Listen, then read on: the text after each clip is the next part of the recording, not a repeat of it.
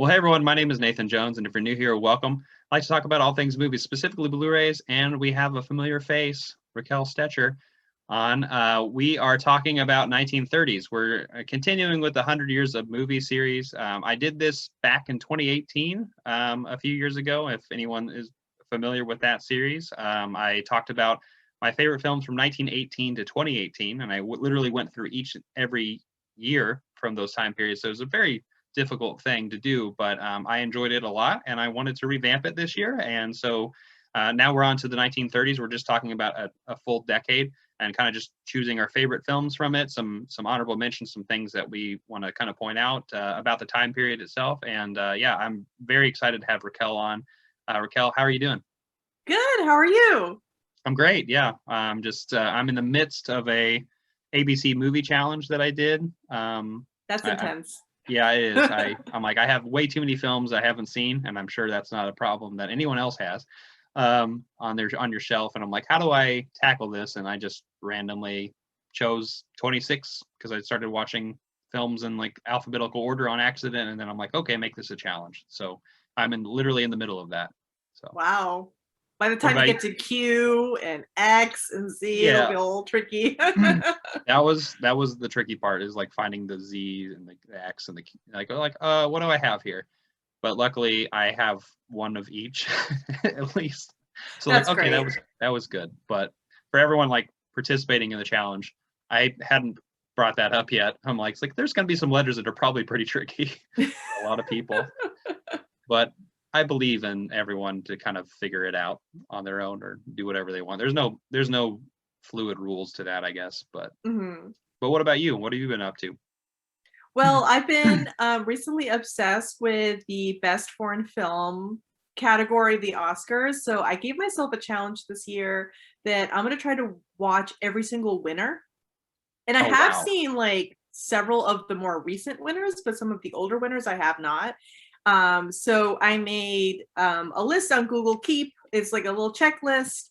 And I wrote down all of the places where I can find certain movies, although some are really hard to find. Although a new friend of mine, Brian, helped me out and sent me two of the more obscure films, which is great. It's great to have friends, who Yeah. have, collections of movies. But yeah, that's going to be my challenge for this year. That's a big challenge, but Yeah, I that think it's sounds going to be awesome. fun. I love foreign movies. I feel like a lot of people are scared of subtitles, but I think it's great to get out of your comfort zone if that like is something that makes you nervous and really, basically explore the world through cinema. Right. Well, Yeah. I think, obviously with our group of friends and our audience, obviously, most of us aren't afraid of international pictures or foreign Right, pictures. right, Like all of exactly. us have, we watched plenty of films like that. And also it's nice to see that Parasite, like, last year won Mm. finally. And that was like, a really big deal. And so I'm glad that I there's like mean, the this. first time a foreign film won Best Picture, so that's a huge breakthrough. Yeah, it's huge. And Yeah. now it's called international film. I mean, there were so many hurdles at the very beginning of everything that they really just wanted to focus on American films, and they opened it up a little bit to British films, and then just little by little. But it's always been a struggle. So I'm glad to see something like Roma or Parasite really Right. break through. Yeah. Yeah, no, I'm still a little bit like Roma should have won, but with how I view it, and actually it's somewhere behind me on the shelf. But And okay, anyway, so this is my theory: is that Alfonso Cuarón, when he accepted the best foreign language film, which was what it was called at that time, mhm. Oscar, he said, "Oh, my favorite, foreign films are Jaws and Citizen Kane." Because I mean, foreign is Yeah, a it's a relative subjective, term. right? Exactly. Yeah, So, and the year after, they changed it to international. And I kind of think it was Alfonso Cuarón's speech that kind of got them thinking, like, okay, foreign is kind of an outdated word right. to use. Let's do something different and kind of open it up. Yeah, and I'm actually excited for like the future of. I mean, because obviously, the Oscars are inherently, I mean, based in America and Mm-hmm. and stuff. But I'm just happy that like we're finally extending and expanding that to as many people and many different parts of the world as possible. And I think a lot to do with that is, obviously that community, a lot of the directors, but also like, the films that we're all watching that have been, I guess, slept on, or movies that really are kind of obscure, just because there's that fear of subtitles, that fear of, like, oh, this is a culture I really don't understand too much about. So like, why would I, why would I get outside my comfort zone and watch something like this? But I'm happy that, we're all, finally getting around to it. It's probably, within our lifetime, we're going to see a lot better progress in that regard, I think. But I hope so, because there's so many so wonderful gems out there from all over the world. Yeah. And I'm excited about that.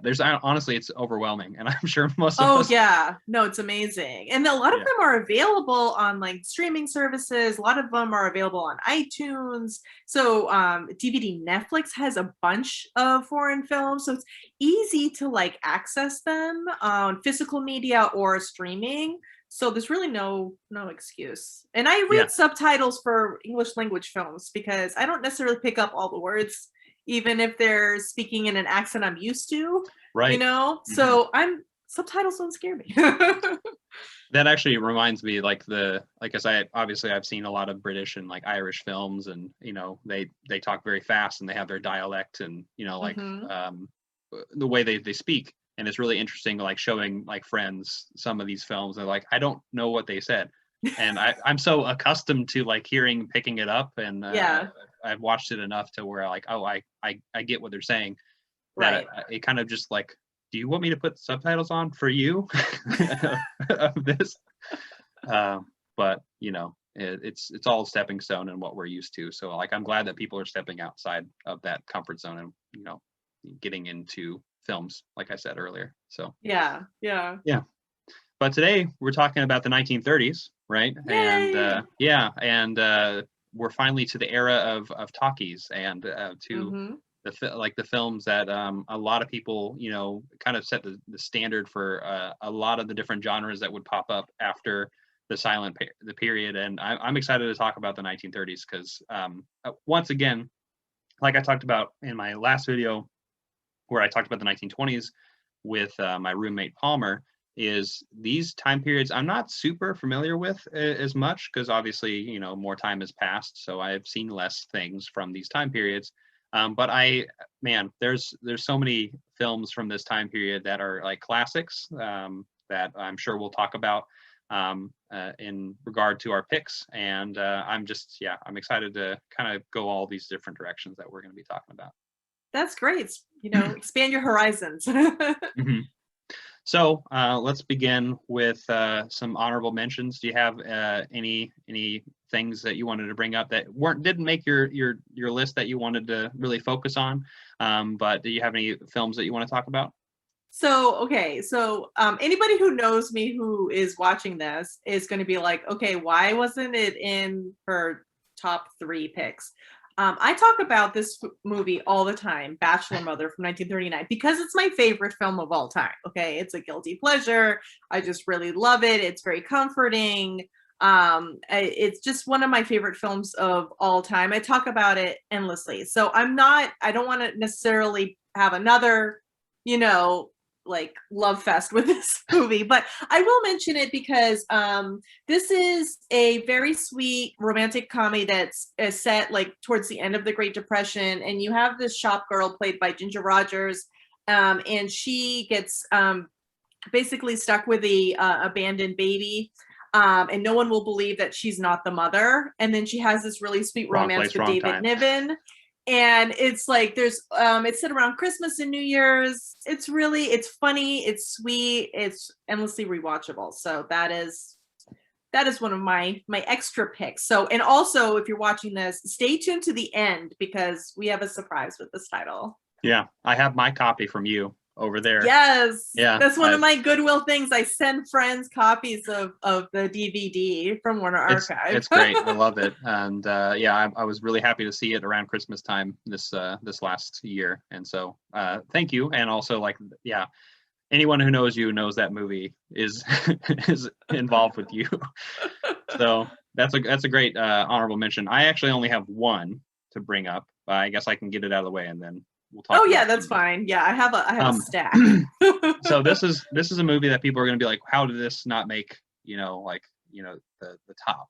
But it's only because I've only seen it once, and I like it a lot, and I like a lot of the projects that it would spawn from the influences.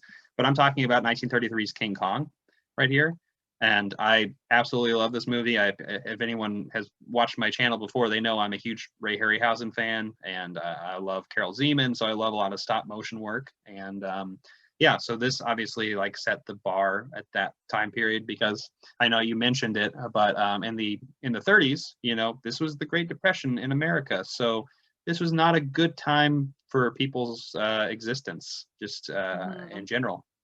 But things like this, like the movies like this, really brought a lot of joy to a lot of people, and this is like where they would escape, right? And so things like this, is a like a big, it's a big influence on history, but it's also like a big influence on what makes cinema so magical.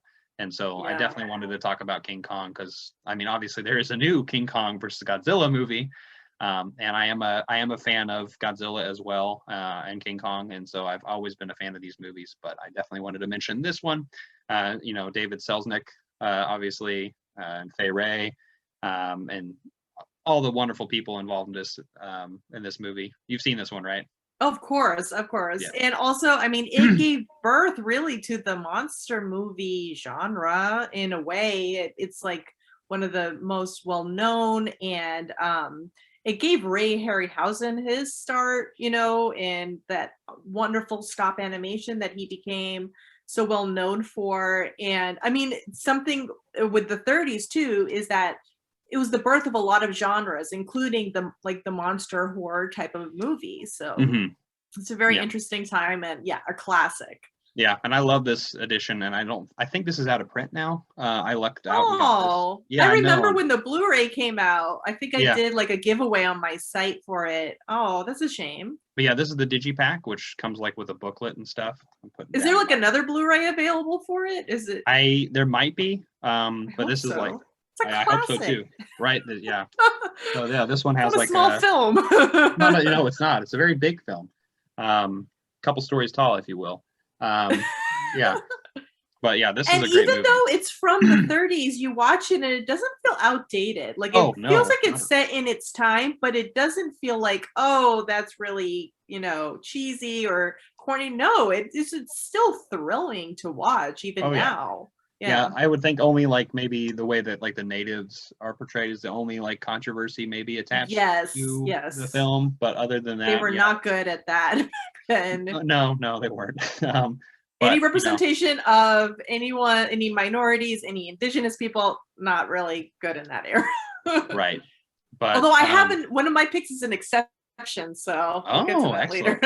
I can't wait.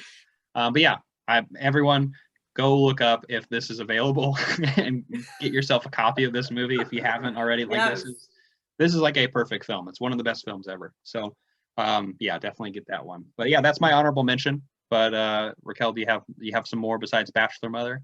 I do. I have a few more. If so a lot of my picks are available through the Warner Archive, which unfortunately their shop closed recently. So you can get the Warner Archive titles from like other places like Amazon and Barnes & Noble and Target and all sorts of places. But the heyday of Warner Archive is kind of in our past. So if you can get these movies now, there's lots of really great 1930s films available from Warner Archive. And this is like a really old set. This is actually from when TCM put it out, and then Warner Archive took it over. It's the Forbidden Hollywood collection, and I believe there are 10 sets. And this one has one of my favorite pre-codes. And for anyone who doesn't know what a pre-code is, during the early part of the 1930s, from 1930 to 1934, there was a Hays Code, and it was a list of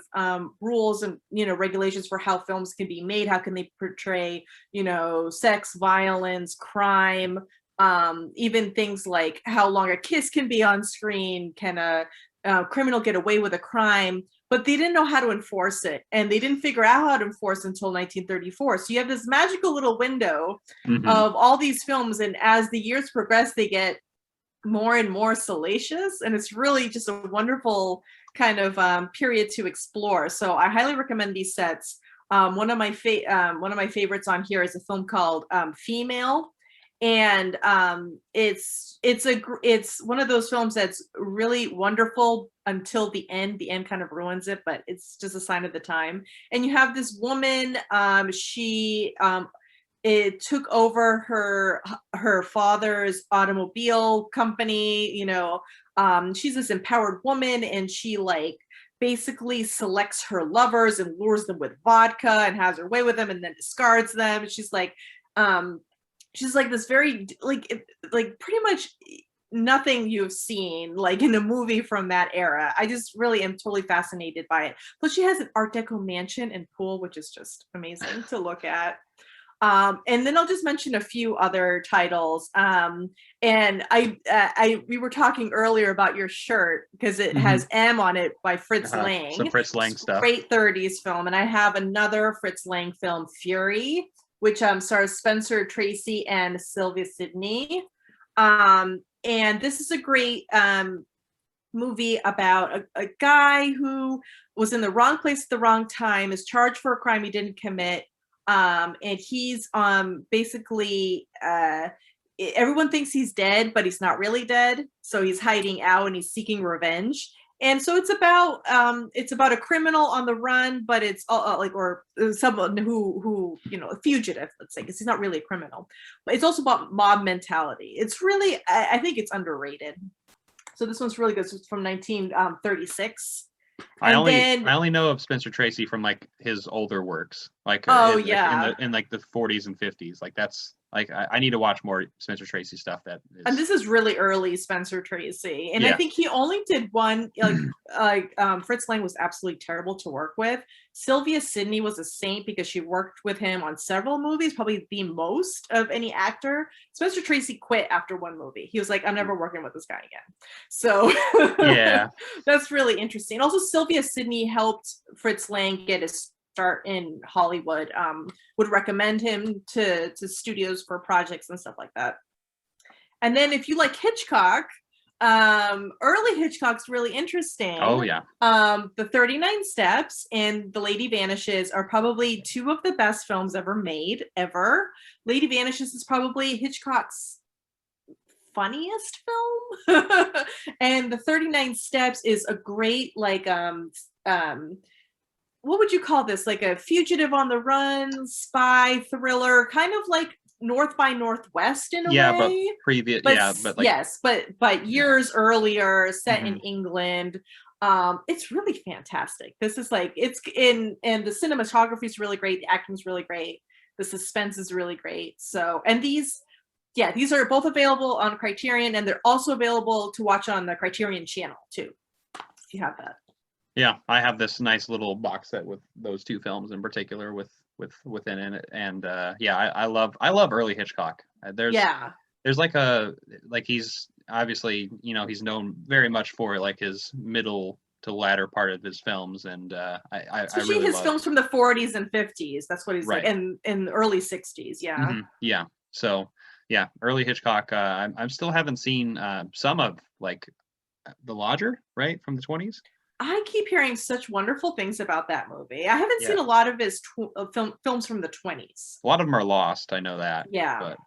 But yeah, I definitely approve 39 Steps and the Lady Vanishes. Those are both good movies. I remember going to a screening of The Lady Vanishes, and Norman Lloyd, who's not in either of these films, but he worked with Alfred Hitchcock. He was the saboteur in Saboteur. And he was at this to talk about working with Hitchcock, and he recommended this, but then he also said that this is pretty much the finest film he's ever seen, and he recommends anybody who's interested in becoming a filmmaker to study the film, because it's like film school in a movie. So I definitely got a lot of like Powell and Pressburger type leanings, when, you know. Oh, interesting. Yeah, with like there's some connection there obviously with like the British cinema of the time, So, I thought that was interesting. But yeah, I love those movies. So I'm glad that you chose them. Do you have any other ones? That is all for my extras.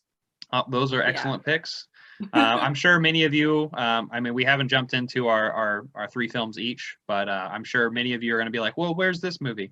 Like, well, that's what our lists are for. They're for, for us and the things that we like. But I'm sure there's going to be some movies we may or may not talk about, but that would go on forever, I'm sure. Oh yeah, I have so many 30s films in my collection. I was just going through and I had to eliminate some, and it's like, but they're all good. I mean, they're all also really bad 1930s movies, but there's a lot of really great ones. And also, this was when Hollywood was learning the how to synchronize sound properly with visuals, Technicolor, advance from just being two strip to having more color. So there's experimentation with color, experimentation with genre, with style. I mean, they had advanced so much in the silent era, and they had to throw all of that out and start afresh. So the 1930s, is as you go through the whole decade, it's vastly different. There's all these genres. Oh, yeah. And there's all these precedents that are started, these foundations that build up to films that come later.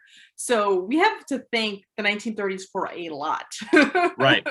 Because like you said, like the beginning to the end, there's so much difference in the different types of styles and a lot of the different direction and camera work. And because with the silent film, like the camera did a lot of work, like a lot of work. But also so did the actor.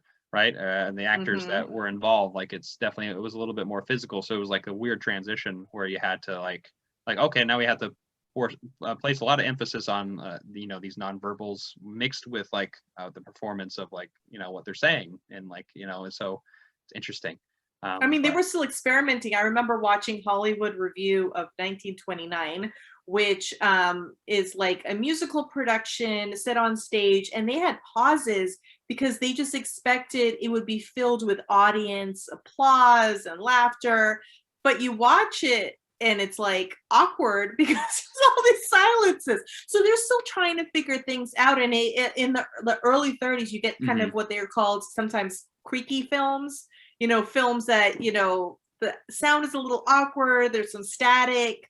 They're still trying to figure things out. So there's a lot of experimentation, and it's really interesting to watch them evolve. Yeah. Yeah. Well, speaking of early 30s, I think your first pick is straight from 1930, right? Yes. Yes. So what did you choose? My first pick is The Big House from 1930. This is a Warner Archive. Actually, all of my films I'm recommending today are on the Warner Archive collection. So buy Warner Archive DVDs and Blu-rays now before they disappear forever. So this one is really interesting. This is like one of the very first prison dramas. And pretty much every prison drama that came after is modeled after this. So this explores like all different types of like things about prison life. It explores like your kind of loss of identity. There's a scene where like it stars Robert Montgomery, Wallace Beery, and Chester Morris are the three leads. So you see Robert Montgomery come to the jail and he's being stripped of everything. He's given a number. So there's like this kind of loss of identity. There's like betrayals. There's alliances. There's cliques. There's hierarchies. There's, a corrupt system, a corrupt warden played by Lewis Stone, overcrowding, all these things that are explored in other films, like, or even TV shows. Like you can see parallels between this film and The Shawshank Redemption. You can see a lot of parallels in this film with Orange is the New Black. Like, the lead character in that show is kind of like Robert Montgomery in this movie. And speaking of Art Deco, which I mentioned earlier, Cedric Gibbons, created an Art Deco prison, which is just fantastic. Wow. The story is written by a woman who, Frances Marion, who won the Oscar for writing for this film. and her husband directed it.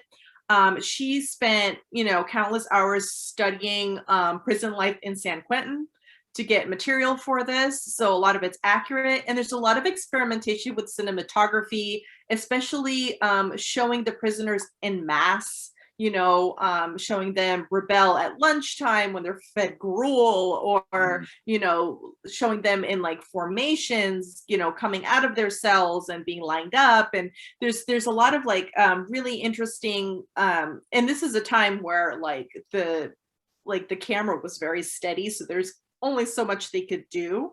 So it's not like the best film ever, but oh my goodness, you watch this film and you'll see how literally every prison drama that came after has this movie to thank.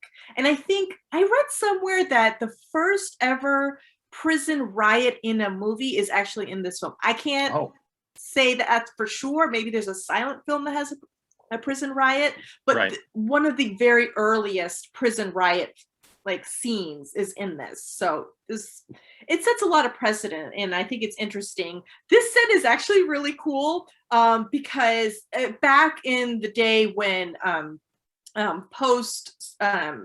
post-silent film, what they would do with international distribution for a silent film, they would just switch out the title cards with the text and put it in another language. Before subtitles, but you have talkies, what they would do is they would just literally recreate the movie in another language. So this set is really interesting because the first disc has the English version and the French version, and then the second disc has the Spanish version. And they're like shot for shot remakes. Of course, yeah. Same set. Sometimes some of the general shots are recycled. So that's just really interesting to watch. And I've seen all three of them, and it's pretty fun. Yeah. What is your favorite one? Do you have or they just all have I think they were all pretty good. I think the French one stood out to me. As the best of the two, but they were all enjoyable. And I think it's just kind of fun to see how they just literally recreated it in different languages with different actors. And you know what? I think Charles Boyer is in the French one. Okay, he's in both. So, yeah.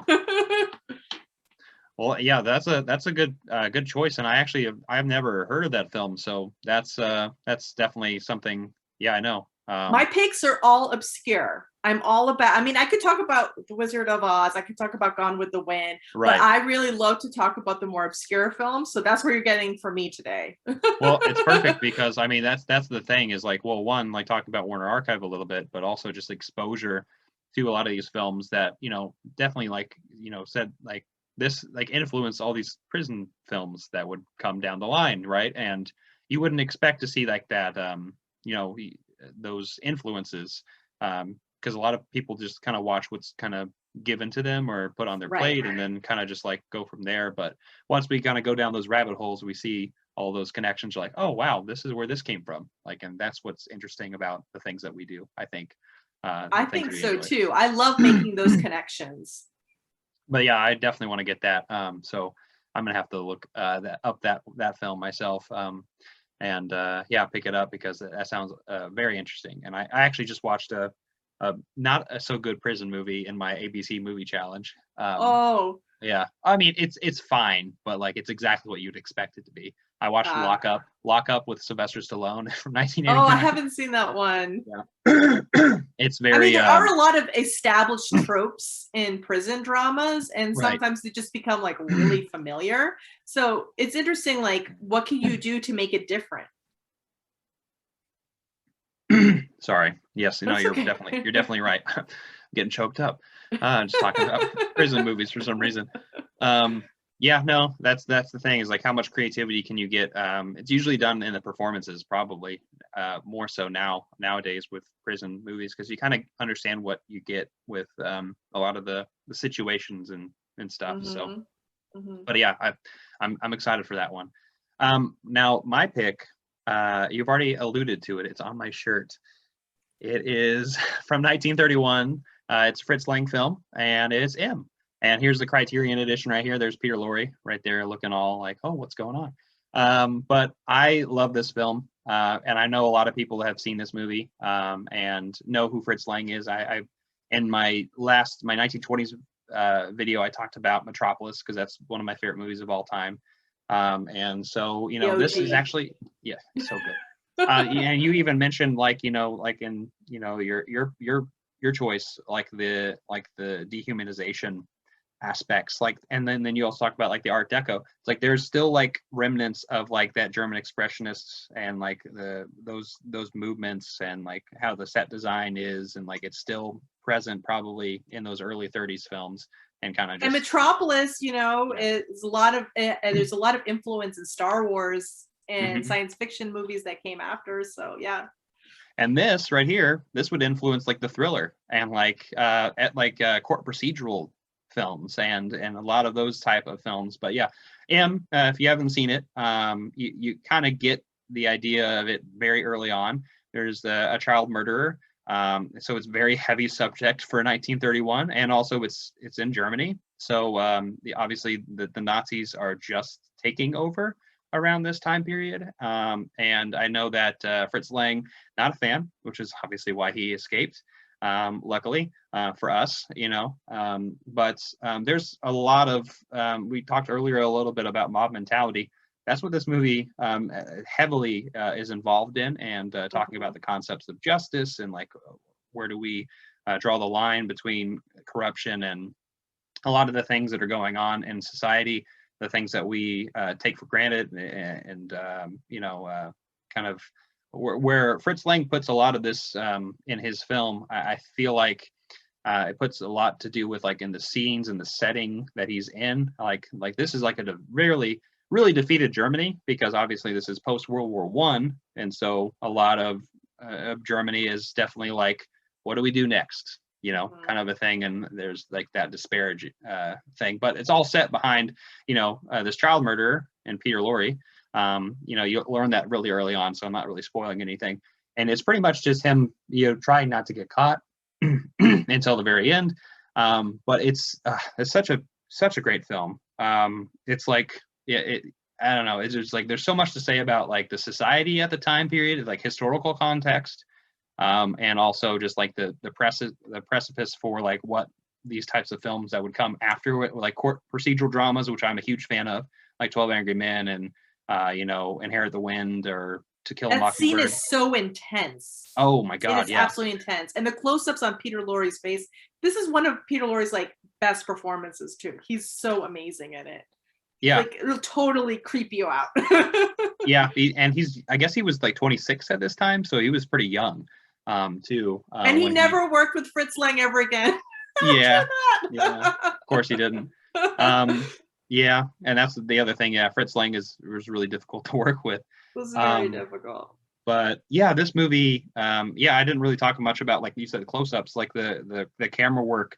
This thing is like almost like a pre-noir as well. Like with the use of light and shadow, and right. It's just like there's so many things going on camera-wise and performance-wise, and it's a very smoky and like dirty and nasty feeling film. Like you're like, how are you in this world? So M is my first pick for, like, you know, one of my favorite films of all time, and that's obviously why I have the shirt. That's a great shirt. Yeah, I think I had like it custom made or something from. Like, oh, neat. So yeah, you can do that with t-shirts, which is cool. But yeah, any of you seen this movie? Definitely watch this movie if you haven't seen it. Criterion Channel, I believe, has it. I'm sure you can find it probably pretty easily. It probably is probably in the public domain of some sort, so I'm sure you could find it pretty easily, I feel like. But yeah, watch M if you haven't seen it. So what is your next pick? Is 1931 or 33? 1931. Okay. And this is also a very obscure film, which I have over the past couple of years really come to appreciate more and more. So I've been talking about it more and more. And it's called Safe in Hell. Ooh, I like the title. This is an obscure pre-code film. I call it the Me Too film of the early 30s. So this stars Dorothy McHale, and she is this young woman who worked with this really terrible boss as like his secretary. He wanted to sleep with her. She refused. She can't get a job anywhere. She's living in New Orleans. So she can't get a job anywhere because he basically won't give her a reference and will tell any possible employer not to hire her. So she's relegated to become a prostitute because it's the only way she can make money. And her boyfriend, played by Donald Cook, is a sailor. So he's like always, you know, away. He only comes back every once in a while. So she has to support herself. And then the boss comes back and hires her as a prostitute. And then he dies like in an accident, and she's implicated in the murder. So basically, she hides in like a crate on a boat, going to a island in Haiti where you cannot, it's called Tortuga, I believe. You cannot get extradited to the United States. So a lot of criminals from the United States actually hide out there. And okay, so in the 30s, there's a lot of movies that have titles that make very little sense to the plot. This title is perfect because she's basically in hell, but she's safe there. She's safe from New Orleans, where she could be,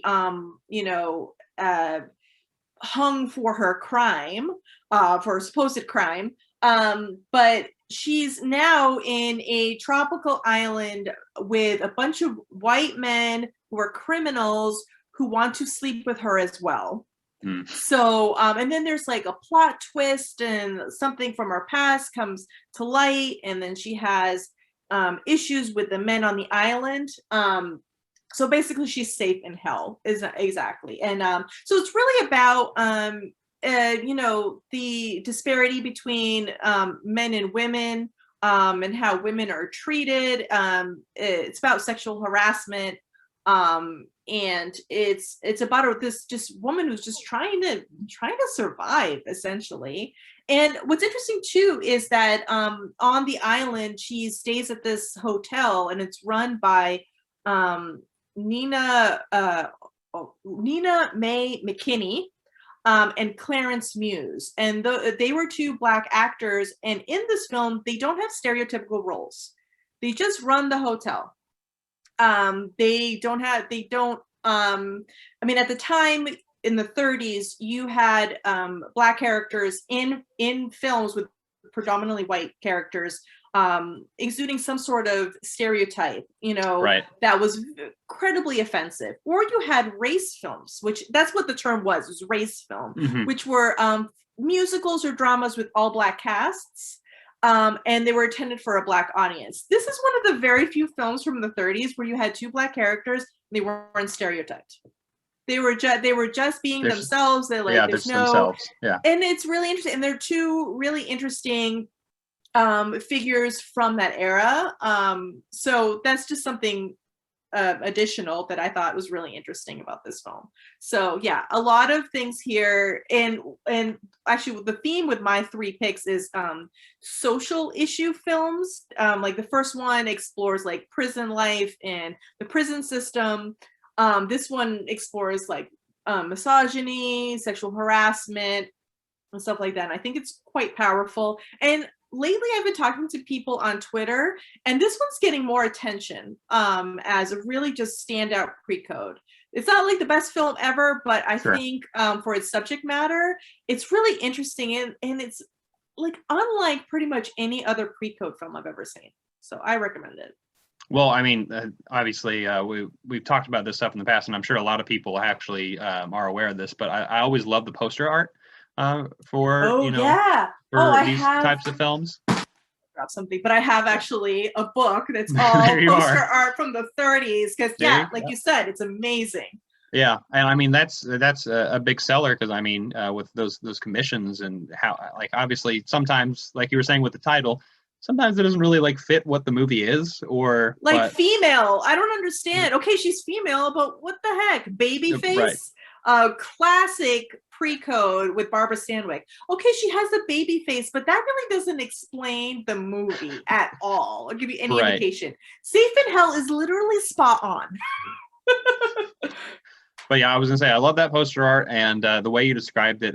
Yeah, I mean, I'm not super familiar with as many pre-code films. You've probably seen a lot more than me, but that in particular sounds very interesting.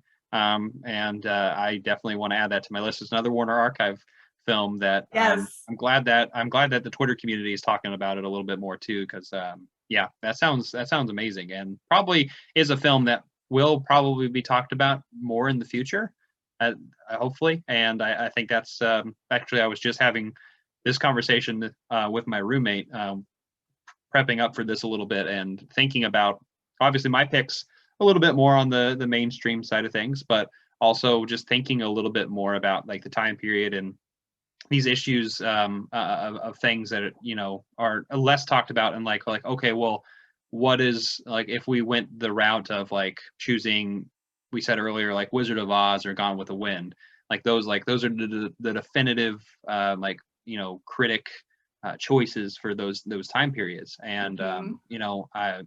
thinking about those things and being like well, those are good movies, yes, like we're not saying they're not good movies, but at the same time it's like it's time to like start having a little bit more of like subjectivity come in, and also like thinking about like all these different areas of like how are we going to look at like what our choices are for films that portray a certain social commentary thing that like people haven't really been paying attention to, or Mhm. like bringing a light to that. And I think that's really important. So No, long it's true. a long-winded way of saying it. But next, we're actually going to move on to 1933, to a film that a lot of you have seen probably. And there's no way we couldn't talk about these films in some regard. But I'm going to choose from the Universal horror, the Universal monster films. I have The Invisible Man here with Claude Aw, Rains from Claude Rains. 1933.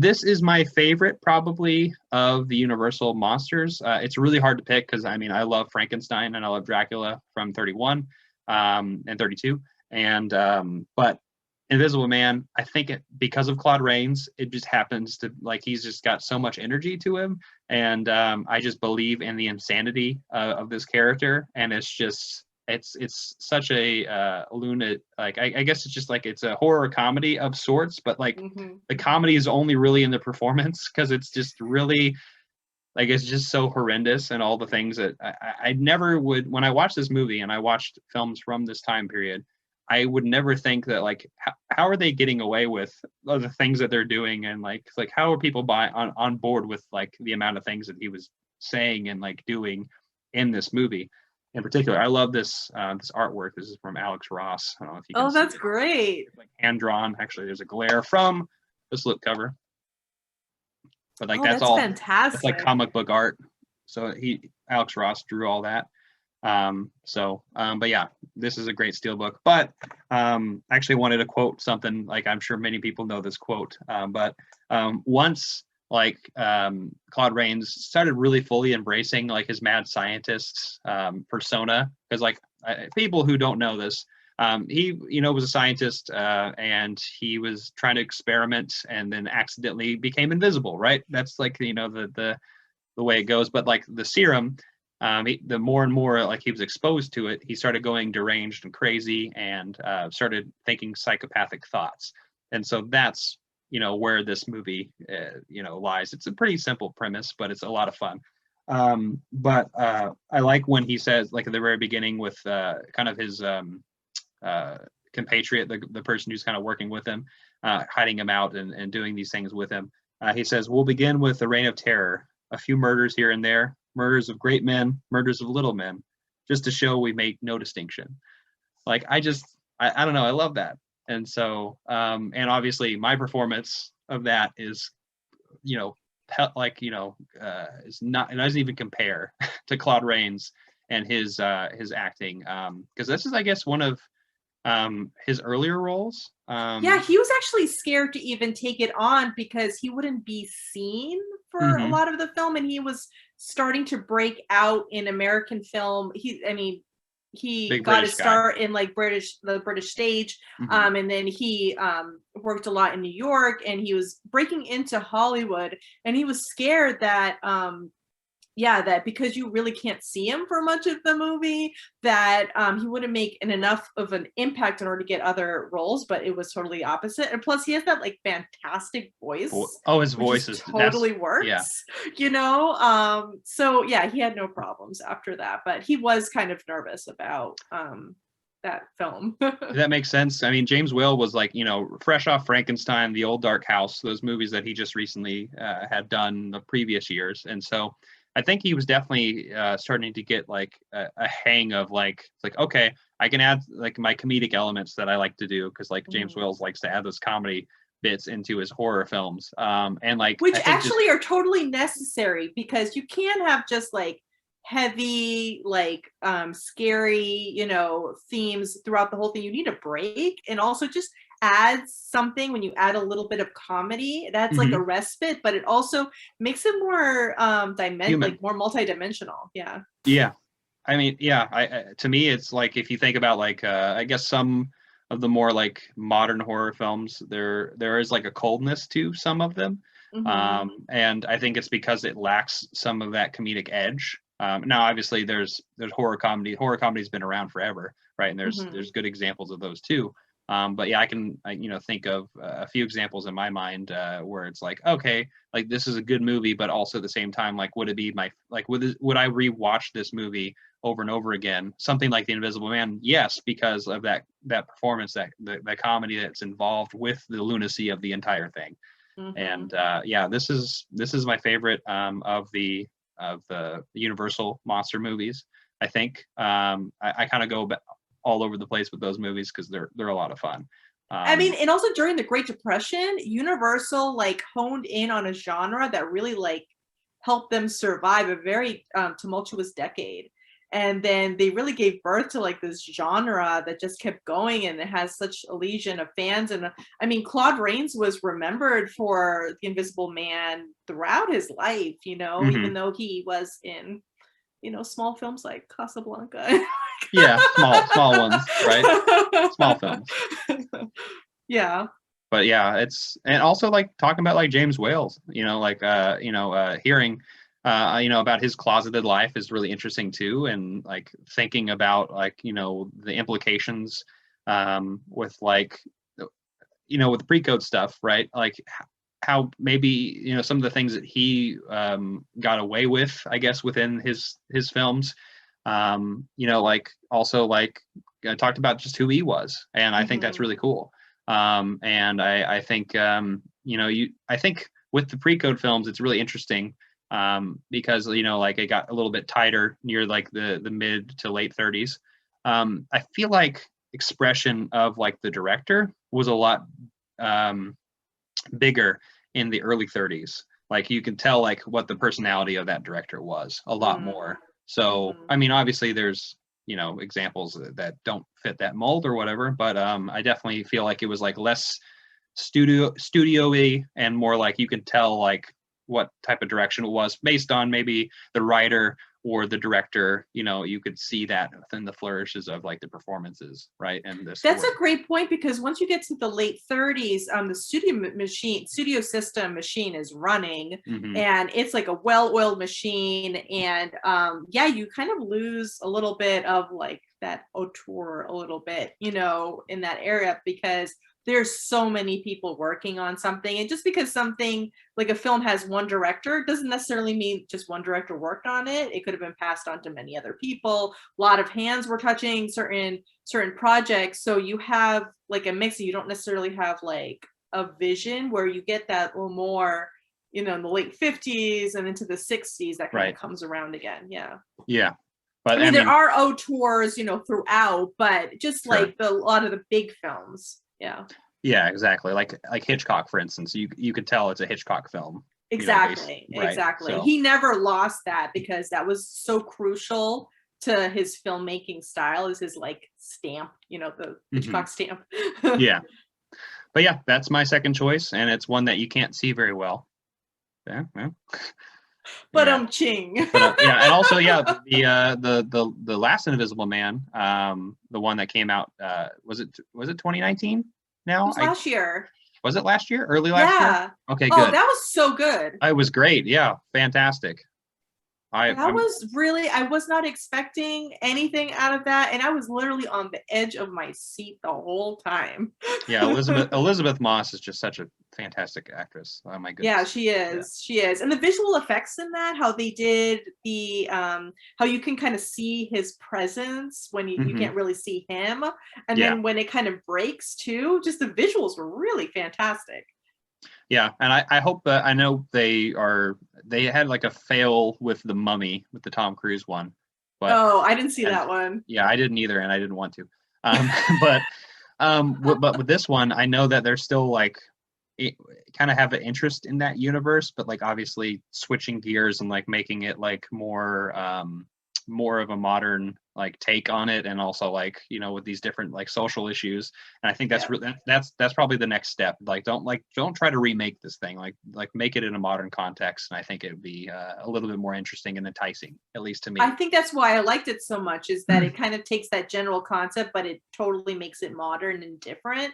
So it's like an homage to something, but it's also its own entity too. I just thought it was really well done. I mean, it's not like the best film ever. I say that a lot. Like, I just don't tend to like gravitate towards films that are like considered perfect or like very few flaws to them.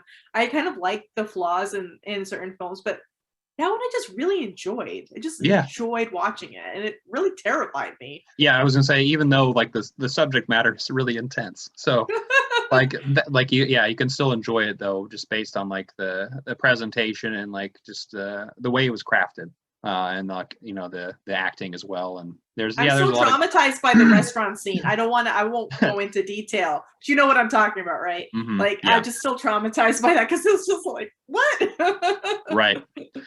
But yeah, everyone go watch the 33 film, and go also watch the 2020 version, or new other film. It's a completely different thing. But yeah, they're great ones. And there's also a lot of really fun Invisible Man like sequels. I like a lot of those sequels like that came out in the late 30s and early 40s. There's like an Abbott and Costello one. That one's fun. And you know, there's some really fun, interesting takes on that particular character. But yeah, that's all I'll say about that one. But what's your next pick?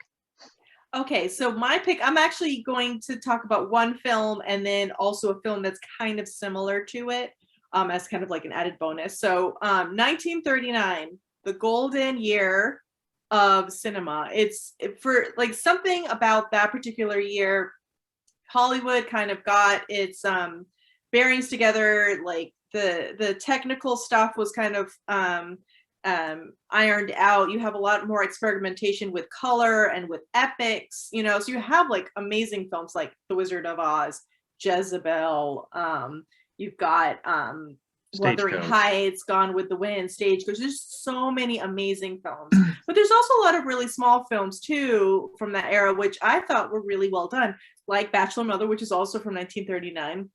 And this one, any of my friends who've seen it love it. So I have a lot of friends who can vouch for this one. And it's called These Glamour Girls.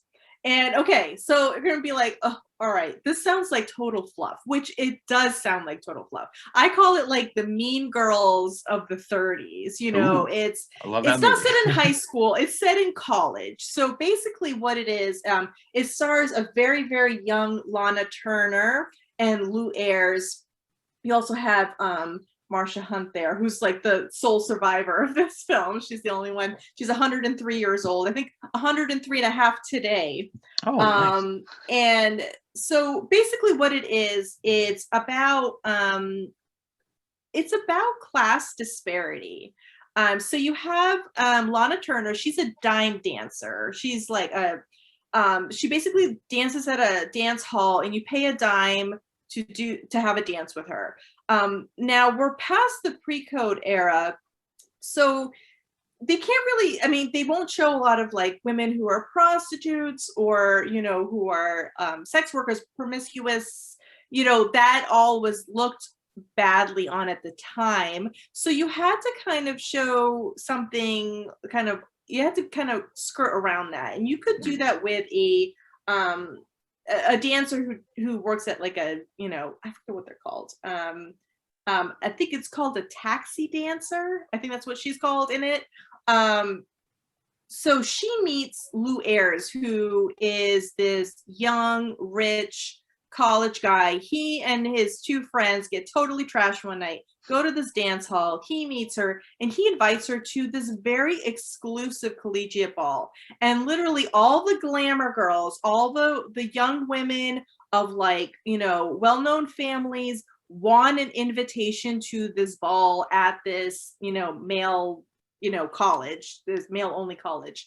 And to get an invite to this ball is just like very important. So you have like all these characters like Jane Bryan is a young woman who she's like on the face she's wealthy, but really like they don't really have much money, so she has to keep up appearances.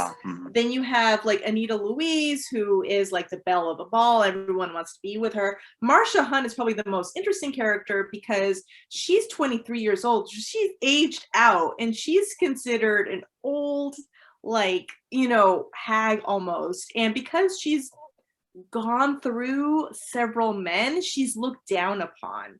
And that's when the film takes like a turn and becomes kind of like it's basically a social satire on college life, on income inequality, on status, on male-female relationships, and also like how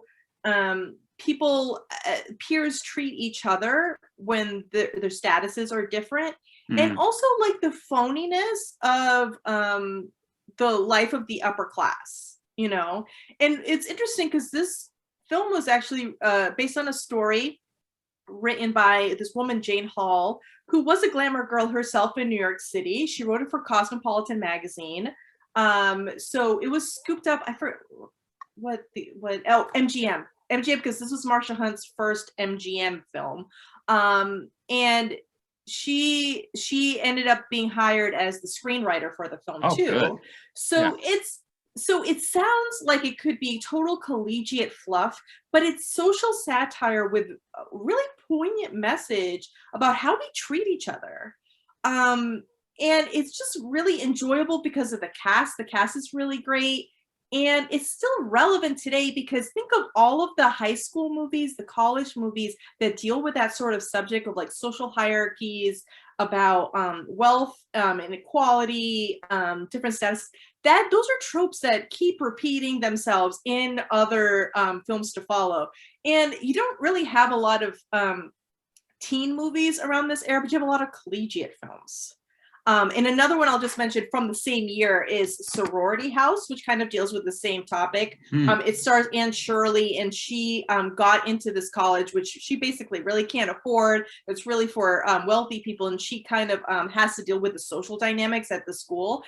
This is actually, it's also based on a story written by a woman, which I think is interesting because it gives you the perspective of a woman a little more clearly than if it was written by a man. But it's also got Dalton Trumbo, who is like one of my favorite people of all time, also adapted it to the screen, and he adds a social message because he was also That's Dalton Trumbo, yeah. Yeah, Dalton Trumbo, like pretty much any film you watch, doesn't matter what it is, has some sort of really poignant social message to it, and he adds it to this film too. So so these are like two kind of collegiate movies that explore social dynamics, but this one is just amazing. And can I just say that like I saw Marsha Hunt a few years ago in Hollywood, and I held this exact DVD near her. I couldn't get it signed. I did get a signed copy of her book, which is about her fashion over the years. But so this DVD and case was in the presence of Marsha Hunt. So it is just going to be a prize copy of I held it near her. You have it enshrined in another case when you're not showing it off. I love this movie so much that I bought it. Like no, actually, you know what? I got it for review. I reviewed it, and then I watched it again on TCM, and then I panicked that I didn't have it, and I bought another copy. So I ended up having two copies, and I gave the second one away. But yeah, that's how much I love this movie. Yeah.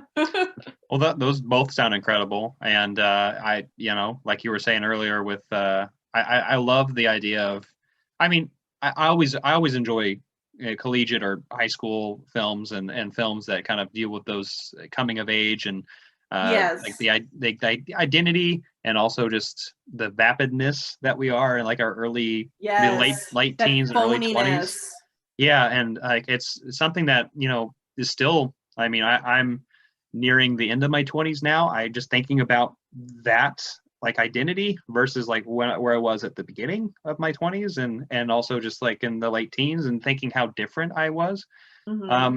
is really important, especially with watching things like this and like kind of you can kind of understand maybe I was never a glamour girl or nor was I ever invited to this club or anything like that or really dealt with disparity of income and whatnot, but regardless, those themes of coming of age and making sure that one's comfortable in their own skin, and then like how those relationships work out and like how they settle so many different things, I think is really important. And so I mean, it also deals with like prejudice, because Mhm. people are like Lana Turner has to pretend to be something she's not, but then when they figure out she's a taxi dancer, okay, the girls are going to look down on her, but then they're surprised when the guys don't care and they want to dance with her, so like there's it explores like subjects that are universal of like basically preconceived notions, Right. prejudice, like misogyny, like it explores a lot of things and I don't want to give away the big plot point that happens at the end, but the Marsha Hunt character, there's something really interesting that happens with her character particularly. You have to watch it because if I tell you, it's going to spoil it. But that's when the film becomes really different. It goes from kind of like this lighthearted film about college to Mhm. something kind of dark in a way. So yeah. Those are some of the best films though, because they Yeah, kind of yeah. so I having a nice balance of the different genres that you'll get, right? Yes, yes. Okay, I'm dying Oh apparently. no. um that's what spring does to me, right? Just all this nice changing weather. But I like how you brought up 1939 because obviously, how can we not talk about this year when it comes to films, especially films that would go on to be like kind of the bread and butter for like a lot of the Hollywood system and whatnot. But I also chose a film that is maybe on the lesser known side of things, but I know it's known pretty well. But I finally watched this for the first time last year because it actually came out on from Criterion, and I just loved it so much that I'm like, there's no way I can't talk about this movie. I'm talking about Destiny Rides Again with Marlene Dietrich and James Stewart. This is just so this came out in '39. It's directed by George Marshall. I Yeah, man, this movie is so much fun. And so the older I get, the more I like Westerns. Surprise, surprise. But this is not your typical type of Western, because this is the same year that Stagecoach came out, which was like you probably like like that would be like the precipice for like what a Western would look like, in the next coming decade. But this one is a little bit more like it's got spoof elements to it, so like you would almost get some Blazing Saddle moments later on, or you would think of stuff like that. There are some serious stuff going on in this one too, like speaking of another James Stewart Western, you'd think of The Man Who Shot Liberty Valance. There's some like connections there, even like The Gunfighter with Gregory Peck. Like there's some like dark moments in this movie, but it's also really lighthearted. And but Marlene Dietrich's character, Frenchie, uh, love her so much in this movie. I actually, I am a fan of hers, but I have still not seen the Joseph von Sternberg and Marlene Dietrich set. I have that on my shelf, and so I can't speak too much about her filmography or her performances and other things. But I love how powerful she is in this movie because this is, I guess, later on in her career. This is 39, right? Am I right about this is kind of like I mean, near she did films in the 40s and I want to say early 50s, but sure, the 30s was her decade. That was her right? era. Yeah. But yeah, so yeah, I guess I sensed, because like talkies were still relatively new, but by 39, it's been around for a bit. Right.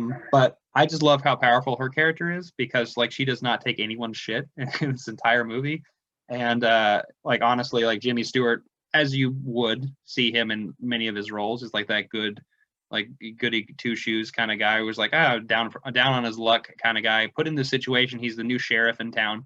Doesn't really like violence or guns, and guns in particular in this movie. But yeah, he's in Bottleneck, which is just this western town that lawless, like as you would in a lot of these western films. There's one scene in particular that I absolutely adore and would love to watch over and over again, and it involves a fight of between these two. They're throwing furniture at each other from across like the room, and people are actually getting hit by these like bar stools and like plates, and like it's so like it's just so crazy, and I'm like, how are they doing this, and like how many people actually got hurt filming Oh, this? they have like that furniture that like breaks away, right? Right. Like, Yeah, like of course. how like wrestlers use like Right, stuff that just exactly. kind of falls apart. But I don't know, it just looks so convincing that they're just having this insane fight, and it kind of comes out of nowhere, because they just like it's like one of the first times that they meet, and like there's been like some disagreements, and then it starts into a brawl, and it's between these two, and you wouldn't expect, like you would Right. expect like two guys to like rough up something for no dumb reason, but like for this one, it's just like there's some love loss here, and then it just kind of goes in really crazy directions. So I really like this movie. This is a really great Criterion edition of it, and I want to get that. I wanted to mention this because it was mentioned to me years ago from a friend, like from a subscriber, to like get this and Jubal and some of like the earlier westerns that I still hadn't seen at the time. And yeah, it finally came out on Criterion, and I was like, I need to get that movie, and I was able to get it. It's a great cover. Yeah, it's a lot of fun, and yeah. I mean, if you're a fan of either of these actors, Marlene Dietrich or Jimmy Stewart, you're going to like this movie, because you see the typical kind of Jimmy Stewart character within this movie, but like I like Jimmy Stewart, so like I'm going to enjoy pretty much those roles that he plays. And then Marlene Dietrich is just she's like one of the like the centerpieces of this film, and is just like she doesn't take anyone's shit. That's pretty much the best way I can put it. And Jimmy Stewart did so well in movies with strong female characters. There's like just really great balance. Mm-hmm. There's like his presence is there, but he's not overpowering the actress too. So like the back and forth. And I'm just thinking of films like Rear Window and Mm-hmm. Vertigo. Like you have like this really interesting male-female dynamic, and it does that really well. This film's from the 30s with Jimmy Stewart, really interesting. Like the second, the After the Thin Man, and like he plays like a lot of really interesting characters, and it's building up to his more famous films from like the 40s and 50s. Right. Like and then Marlene Dietrich is like absolutely amazing. She was just so unique. She's just this powerful presence on screen. There's a little bit of androgyny with her, which is really interesting. There's this like exotic element too. And it's just really, I watched Shanghai Express on Criterion the other day, and she just has this really amazing presence that just even that film is problematic in some ways, but just like watching her and Anna May Wong on screen is just amazing. Mm-hmm. Yeah. Cool. But yeah, I had those are my choices, and I'm sure there's a lot that there's so many. There's so many. But yeah, I wanted to say thank you for doing this with me. This was a lot of fun. We could talk about this decade for the longest time. No, it's true. And I just wanted to offer something to your viewers. If they want to win a copy of Bachelor Mother, we can do a giveaway where somebody who's watching this video all the way through. Maybe we can maybe you have to point out something interesting, like maybe list the films that we talked about, or pick out one of the films that you maybe never heard of that you want to try out, and you could win a copy of this. And I'll open it up internationally, so I'll send it to anybody who watches. Yeah, I'm all for that. So yeah, so that we'll do that. Those guidelines where list the films that we said. Don't look at other people's comments. Watch the video and select our choices, but then also choose a film that you that sounded interested that you haven't seen before and that you want to watch, and then like say that you're interested, and then we'll do like a raffle, and we'll do like a random number thing, and yeah, we'll do that. So. And this could be yours. And this could be yours. This is a trademark of Raquel. It's a good trademark. Yes, that's my thing, is to give copies away. Oh, look, who's up? Oh, yes, this is my dog, Raleigh. Hi. Want to say hi to everybody? It's like, I just woke up. What are you doing? He just falls asleep during the movies I watch, so he can't really speak on 1930s films. Well, you have anything else to say, about the 30s? I can, say a few more things, but you got anything else to say about the time period? I just think the 30s are a fantastic time. It's really, you can really connect the dots between films from, the past few years to films from that era. That's really when the birth of a lot of genres started. You have like the Westerns and musicals and you have like gangster movies. Oh my God, the gangster movies of the 30s are really fantastic. And a lot of that leads to film noir, in the 40s. There's so much happening. There's so much creativity. Like Hollywood's really experimenting, but then foreign films are also really good in the 30s too. Like we were talking about Fritz Lang. There's a film he made in between him fleeing Germany and then heading to Hollywood called Lilium, which stars Charles Boyer, and it's a French film. That one is like unlike pretty much any film I've seen in the 1930s. It's part fantasy. It's like kind of overtly sexual in a way that like American films couldn't be. It's really interesting. And then you have like Hitchcock films from the 30s in England, a lot of really amazing British films. So like you can travel to the 30s and experience so many different types of movies, genres, films from other countries. It's just screwball amazing. Comedies. I forgot screwball comedies. Big oh my one. God, Bringing Up Baby. I mean, there's so many really great ones. It's just a fantastic, very multifaceted decade, and there's lots of things to enjoy. So don't be scared of the decade at all. Yeah, I second that, and I some of my favorite films are from the 30s, and so I hope that this opened the door for a lot of you who haven't seen some of those movies and can be explored down some rabbit holes yourself. But yeah, I wanted to say once again, thanks to Raquel. Where can we find you? Oh my goodness, everywhere. So I'm on Twitter at Raquel Stecher. I have 2 websites, outofthepastblog.com, where I talk about classic movies and classic movie books. And I also review independent films, LGBTQ documentaries, and foreign films at quellemovies.com. I have a YouTube channel here, Out of the Past blog.